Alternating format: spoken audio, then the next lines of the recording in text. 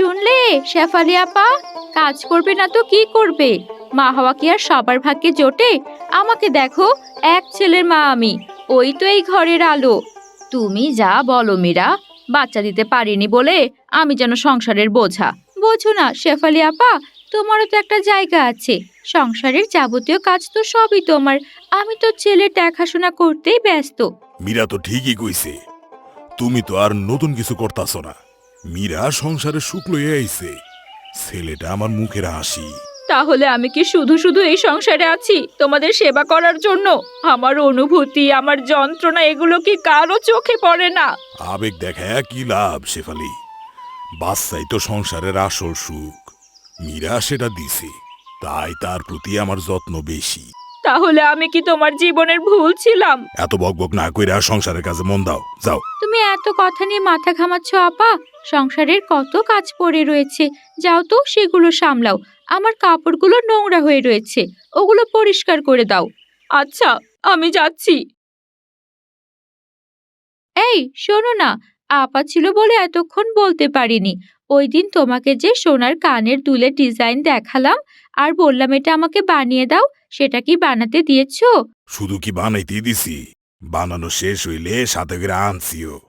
আর শুধু কানের দুল না, তোমার লেগা শুধু কানের দুল বানাইলে কি আমার শান্তি লাগে?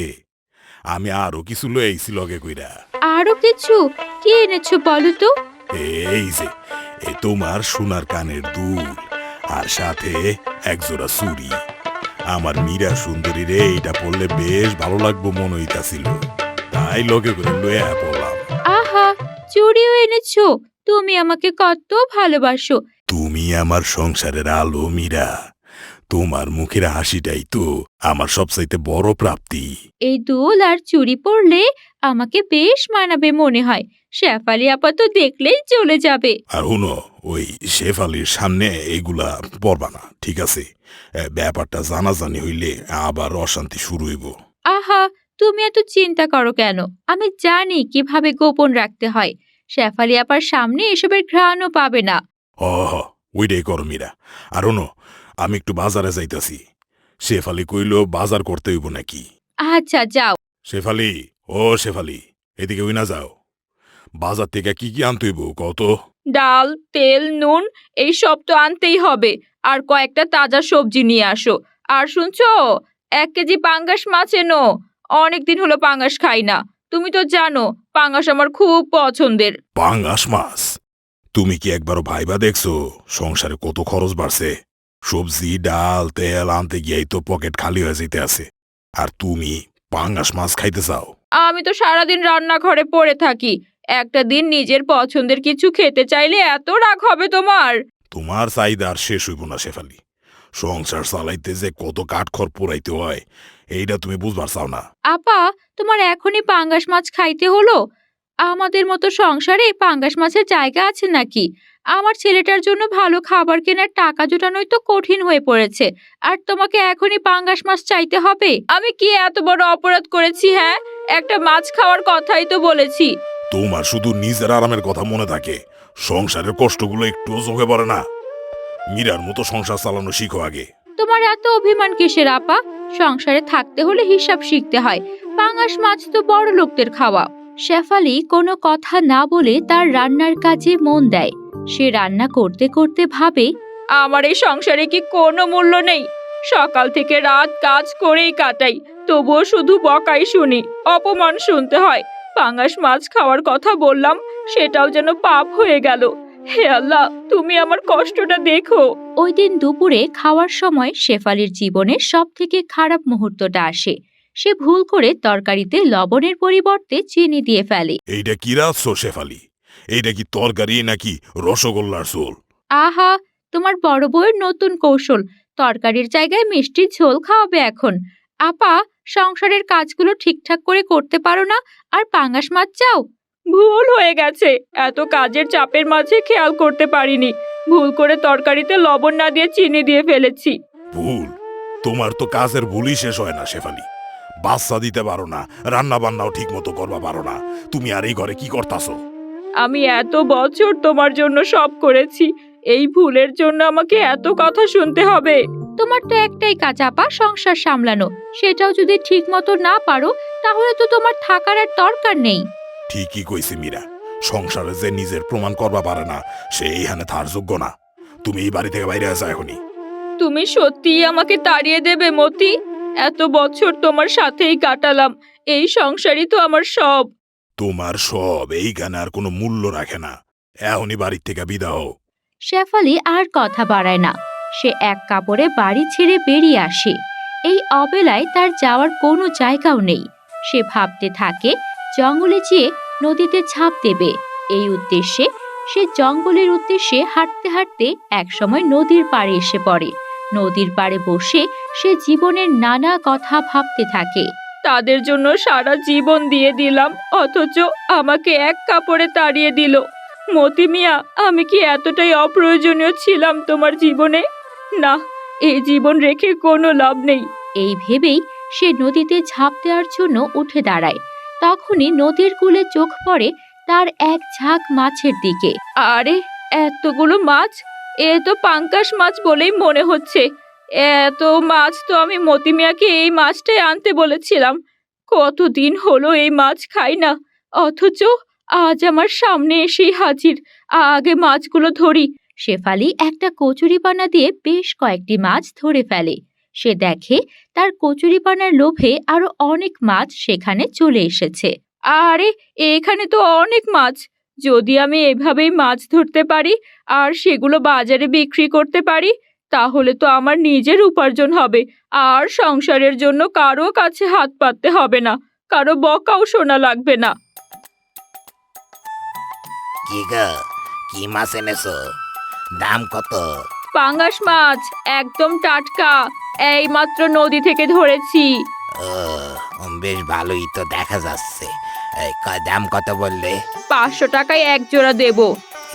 500 টাকা তো অনেক দাম, কিন্তু তোমার মাছগুলো তো বেশ ভালো টাটকা, আর নদীর বলেই তো মনে হচ্ছে। ঠিক আছে, আমি সবই নেব। কয় জোড়া আছে এখানে? জি, এখানে 4 জোড়া আছে।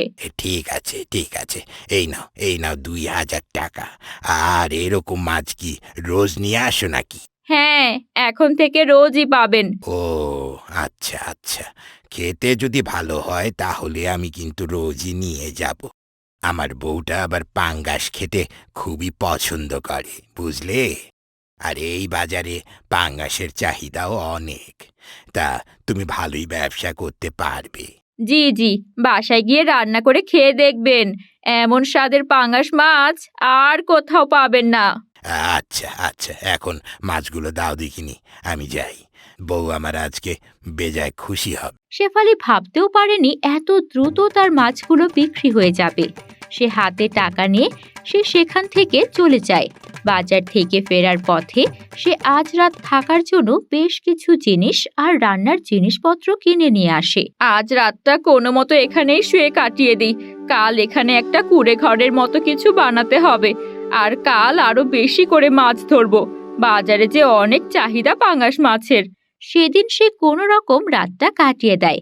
পরদিনই সে জঙ্গলের মধ্যকার নানা জিনিস কাজে লাগিয়ে সেখানে একটা কুঁড়ে ঘর তৈরি করে ফেলে। তারপরই চলে যায় মাছ ধরতে। আজ আরো বেশি করে মাছ ধরে সে বাজারে নিয়ে যায় বিক্রি করতে। আজও সে বেশ ভালো দামে সেগুলো বিক্রি করতে পারে। আজ থেকে আর কারো কাছে হাত পাততে হবে না, নিজের চেষ্টায় আমি সব করতে পারবো। আজ আমি নতুন করে শুরু করেছি। সংসার ছেড়ে আসার পর ভেবেছিলাম জীবন শেষ, অথচ আজ বুঝলাম জীবন এত সহজে শেষ হয় না। মা, একটু সাহায্য করতে পারবি? পায়ে একটু ব্যথা হয়েছে, চলতে পারতাছি না। কিছু খাইতে দে না আমায় মা। অবশ্যই, আপনি একটু বসুন, আমি খাবার আনছি। আর কোথায় ব্যথা পেয়েছেন দেখছি। এই যে নিন, আপনার জন্য পাঙ্গাস মাছের তরকারি আর ভাত এনেছি, পেট ভরে খান। তো তোর বাড়িতে আর কেউ নাই? না না, আমি এখানে একাই থাকি। কিন্তু কিন্তু এই জঙ্গলে একা একা কি করতেছস তুই? আমার স্বামী মতি মিয়া আমায় বের করে দিয়েছে, কারণ আমার কোনো বাচ্চা হয় না। সে তার ছোট বউ নিয়েই সংসার করছে, আর আমি এই জঙ্গলে এসে একা থাকতে শুরু করেছি। তুই যে আমার উপর দয়া দেখাইলি, এরকম দয়া আমায় আর কেউ করে না। আজ থেকে তুই আর চিন্তা করবি না। মা শোন, তোর স্বামী আবার তোর কাছে ফিরাইব, আর আর খুব দ্রুতই তোর সন্তান হইব। এমন কিভাবে হবে? আমি তো অনেক কিছু হারিয়েছি, আর কিছুই আশা করি না। সেইটা লইয়া তোরে ভাবতে হইব না, তুই চিন্তা না কইরা অপেক্ষা কর। বৃদ্ধ আর কোনো কথা না বলে সেখান থেকে চলে যায়, আর শেফালি অবাক হয়ে সেদিকে তাকিয়ে থাকে। শেফালি আবারও তার দৈনন্দিন কাজ চালিয়ে যেতে থাকে। এভাবে আবারও একদিন সকালে শেফালির ঘুম ভাঙে কারো ডাক শুনে। এই যে, বাড়িতে কেউ আছেন? থাকলে একটু বাইরে আইসেন, আমার একটু সাহায্য লাগবো। অনেক দিন হইছে কিছু খাই না। আরে তুমি, তোমার এই হাল কেন? কি হলো তোমার? শেফালি, তুই তুই এনে থাওস? হ্যাঁ, আমি এখানেই থাকি, আর একা একা থাকি। কিন্তু তোমার এই হাল কিভাবে হলো সেটা বলো।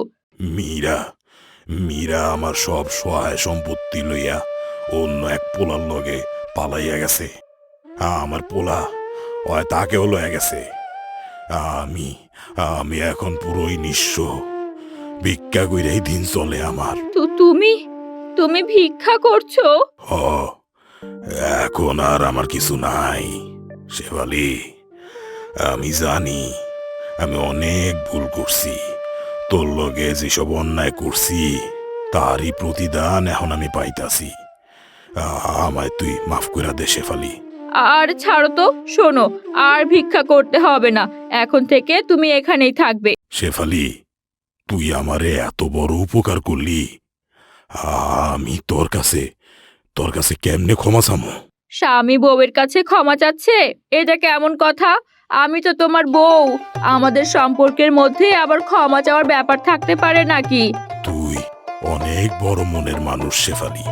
আমি জানি আমি তোর প্রতি যে অবিচার করছি, মানুষ চিনতে বড় ভুল করছিলাম আমি। তোমার জন্য মনে কোনো ক্ষোভ নেই। তুমি তো আমার স্বামী। আমি জানি জীবন কত কঠিন হতে পারে, তবে আমরা একে অপরের পাশে থাকবো এখন থেকে। তুই এখানে এতদিন একা একা রইছস কেমনে? ও নিয়ে তোমায় ভাবতে হবে না। এখানে আমি বেশ ভালোই আছি, আর তুমিও বেশ ভালোই থাকতে পারবে। কিন্তু কেমনে? ওই যে নদীটা দেখছো, সেখানে আমি কচুরিপানা দিয়ে পাঙাশ মাছ ধরি, আর বেশ ভালো পরিমাণে মাছ পাই প্রতিদিন। আর তা বিক্রি করেই আমাদের একার সংসারটা চলে যাবে। কসুরি পানা দেয়া পাঙাশ ধরস? এই কথা তো প্রথম শুনলাম আমি। প্রথম শোনো আর যাই শোনো, এখন থেকে তুমি আর আমি একসাথে মিলে পাঙাশ ধরবো আর বিক্রি করব। আচ্ছা, ঠিক আছে, তোর কথাই রইল। এবার থেকে তারা দুজন মিলে পাঙাশ ধরা শুরু করে, আর দুজন একসাথে বাজারে বিক্রি করতে থাকে। অল্প কিছুদিনের মধ্যেই তাদের কুঁড়ে ঘরের জায়গায় একটি দালান ঘর তৈরি করে ফেলে। আর সব থেকে আনন্দের বিষয় হলো, বছর ঘুরতেই তাদের কোল জুড়ে একটা পুত্র সন্তান আসে।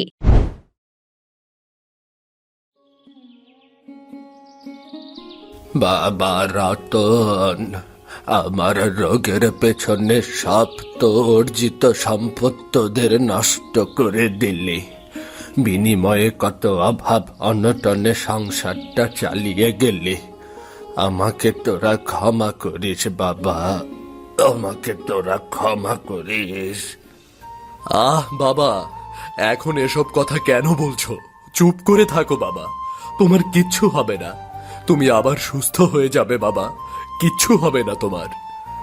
না রে বাবা, আমি বুঝতে পেরেছি আমার অন্তিম সময় চলে এসেছে। আমার তো কিছু জমা জমি আছে, সেটা না হয় তুই চাষবাস করিস। রামুর তো চাকরি আছে। সে হবে বাবা, তুমি আগে সুস্থ হয়ে নাও, পরে সব দেখা যাবে। আবার রামু, তোর দাদা এ সংসারে খুব কষ্ট করেছে, তোকে পড়াশোনা করিয়েছে। তুই তো চাকরি বাকরি করিস, তোর দাদাকে একটু দেখিস। কেমন তোর দাদাকে একটু দেখিস।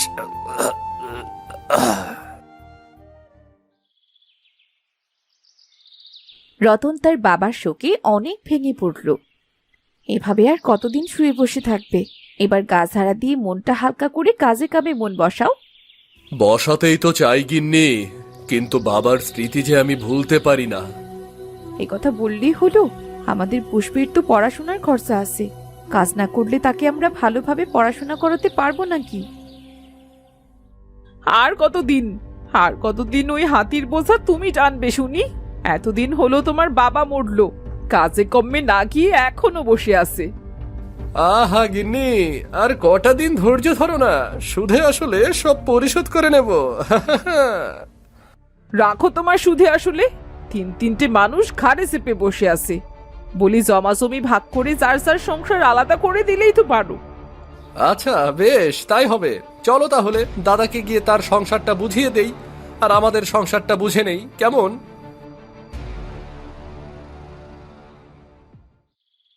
দাদা, ও দাদা, ঘরে আসবো নাকি? রামু, হ্যাঁ ভাই, আয়। অনুমতি নেবার কি আছে, আয়। এসেছিলাম তোমার সাথে কিছু কথা বলতে। হ্যাঁ বল, কি বলবি? দাদা, বাবা তো অনেক দিন হলো মারা গেছে। আমার একার পক্ষে এভাবে সংসার টানা সম্ভব হচ্ছে না। তোমার সম্পত্তি তুমি বুঝে নাও, আর আমারটা আমাকে বুঝিয়ে দাও। ভাই রে, আমি তো খুব অসুস্থ, একটু সুস্থ হই, তারপর না হয় আলাদা হবার চিন্তা ভাবনা করিস, কেমন? আচ্ছা ঠিক আছে, তোমাকে 2 দিন সময় দিলাম, এর ভেতরে ফয়সালাটা করবে। এই গিন্নি, চলো। ওগো, ছোটদের এখন সময় ভালো, বড় চাকরি করে, আর তাছাড়া তারা আর একসাথে কেন থাকবে? কিন্তু আমরাও এবার চলবো কি করে? চাষের জমিগুলো তো ভাগ হয়ে যাবে। সারা জীবন তো আর একসাথে থাকতে পারবো না গিন্নি, এক সময় না এক সময় আলাদা হতেই হতো। ওর এখন সময় ভালো, আলাদা হতে যাচ্ছে, হোক না, আমাদের সৃষ্টিকর্তা দেখবে। সেদিন রাতে রতন এপাশ ওপাশ করছিল। সে হঠাৎ আফসোস করতে করতে শ্বাস বন্ধ হয়ে মারা গেল। রতনের মেয়ে পুষ্প তার মাকে জড়িয়ে কাঁদতে কাঁদতে বলল, মা, মা গো, বাবা কি আর ফিরে আসবে না? বাবা আমাকে কত আদর করত, বাবা আমায় স্কুলে নিয়ে যেত, এখন থেকে আমায় খেয়ে এত ভালোবাসবে মা। কাঁদিস না রে মা, কাঁদিস না। সারা জীবন তো আর মানুষ বেঁচে থাকে না। তুই ভালোভাবে পড়াশোনা করবি মা। তোর বাবার অনেক স্বপ্ন ছিল তোকে পড়াশোনা করাবে। এখন আর পরে কি হবে মা? আমাদের সংসারই তো ভালোভাবে চলবে না। তা তো পড়াশোনা করে কি করবিটা কি? আমার বাড়ির কাজগুলো করিস, এতেই তোদের দুজনের পেটে ভাতে হয়ে যাবে। আহা গিন্নি, চুপ করো, যেটা বলতে এসেছি সেটা আগে বলে নেই। শোনো বৌদি, বাসতলার পাশে যে 2টো জমি আছে, সেই 2টো জমি তোমাদের, আর উত্তর মাঠের ওই একটা জমি আছে, ওটা আমার। যেহেতু দাদা বেঁচে নেই, তাই তোমাদের 2টো জমি দিলাম। দাদা তো আমাদের জন্য অনেক কিছু করেছে। কি বলছোটা কি?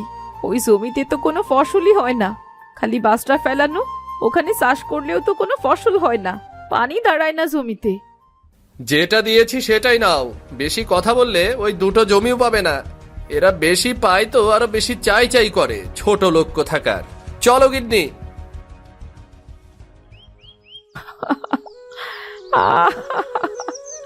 শেষ ভরসাটুকু হারালাম, এবারে কিভাবে চলবে আমার সংসারটা? ওগো, ওগো, তুমি কাদের জন্য এত পরিশ্রম করলে, তারাই যে আজ আমাদের ঠকালো গো। মা, মা তুমি কেঁদো না মা, সৃষ্টিকর্তা আছে তো, আমরা দুজনে ওই খেতে পরিশ্রম করব, তারপর ভালো ফসল পাবো মা। না রে মা, ওই খেতে ফসল হবে না। তোর বাবা আগেও অনেক চেষ্টা করেছে, কিন্তু ভালো ফসল হয়নি। তুমি ভয় পাচ্ছ কেন মা, চেষ্টা তো করে দেখো। আচ্ছা বেশ, আমি আগামীকাল থেকে জমির আগাছা পরিষ্কার করে জমিতে চাষ দিয়ে সেখানে ফসলের বীজ রোপণ করব।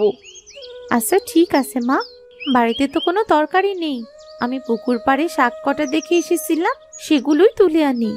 যা মা, তাড়াতাড়ি ফিরিস।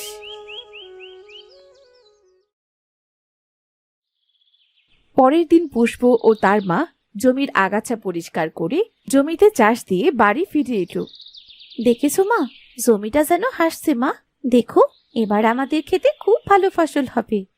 তাই যেন হয় রে মা, তাই যেন হয়। গিন্নি, আমি ভেবেছি ওদের যে জমি দুটো দিয়েছি না, সেই জমির একটা থেকে মাটি কেটে আমাদের রাস্তার ধারে জমিতে ফেলবো। কেমন হবে বলো তো? কেন, সেখানে মাটি ফেলে আবার কি করবে?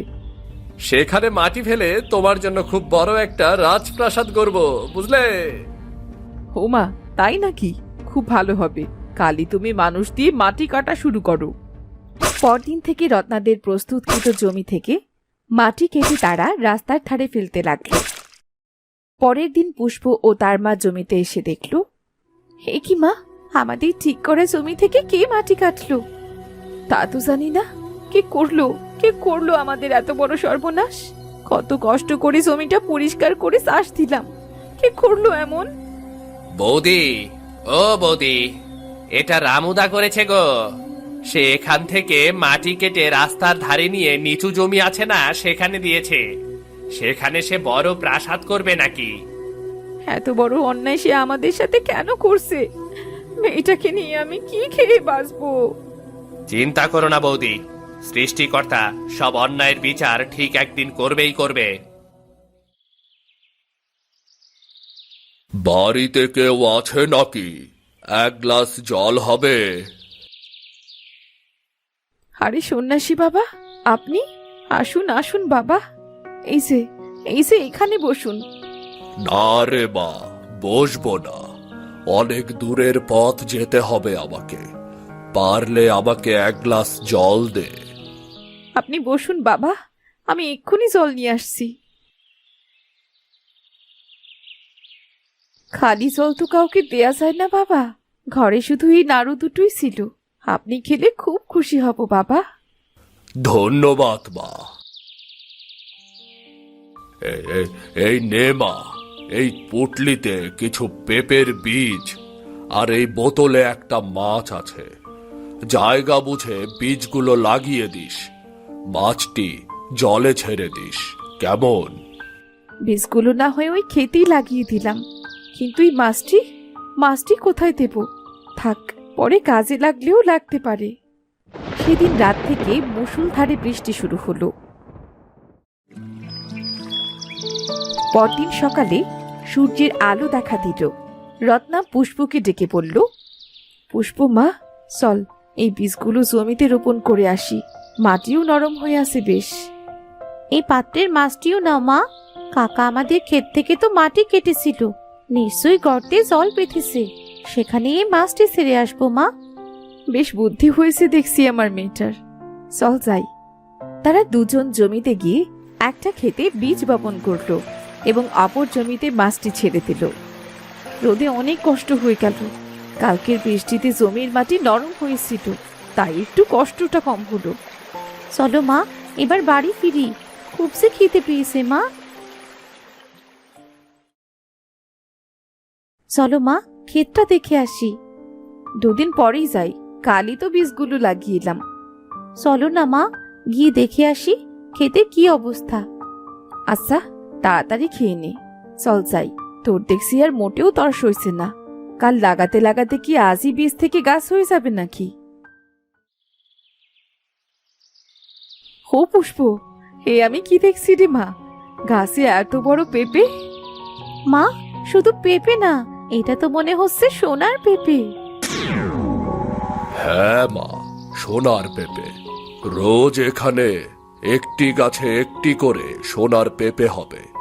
এই সোনার পেঁপে ও পুকুর ভরা মাছে তোদের মামের সংসার খুব ভালোভাবে চলে যাবে। বাবা আপনি? হ্যাঁ আমি।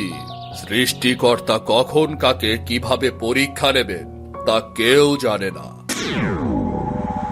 মা দেখো কত মাছ। মা, এবার আমাদের সব কষ্ট দূর হয়ে যাবে। খবর শুনে আর না এসে পারলাম না।